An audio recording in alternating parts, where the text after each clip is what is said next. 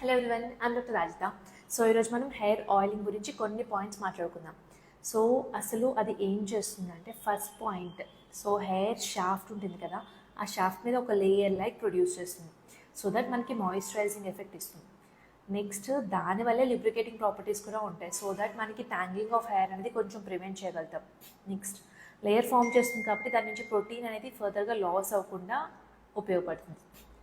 Next కొంచెం UV protectant factor కూడా ఉంటుందన్నమాట. ఓకే, తర్వాత ఎన్నాళ్ళకి ఒకసారి హెయిర్ ఆయిల్ చేసుకోవాలంటారు. సో నేనైతే వీక్లీ వన్స్ అన్నా అప్లై చేసుకోమని సజెస్ట్ చేస్తాను.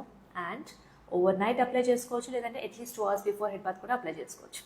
నెక్స్ట్ ఏం హెయిర్ ఆయిల్స్ యూస్ చేయాలి, ఎలా యూస్ చేయాలి.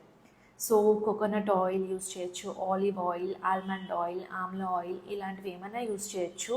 ఓకే, కొంచెం వార్మ్ చేసుకోండి, మెయిన్లీ హెయిర్ షాఫ్ట్స్కి అప్లై చేసుకోండి. పైన రూట్స్ కూడా కొంచెం రిలాక్సేషన్ కావాలంటే అప్లై చేసుకుని మసాజ్ చేసుకోవచ్చు. సో హెయిర్ ఫాలికల్స్ కూడా కొంచెం స్టిమ్యులేట్ అవుతాయి.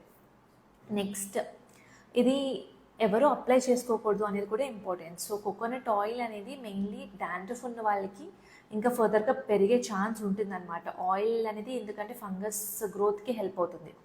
సో వాళ్ళు అవాయిడ్ చేయండి. ఒకవేళ చేయవలసి వస్తే షాఫ్ట్కి మెయిన్ అప్లై చేసుకోండి, రూట్స్ కాకుండా. Thank you.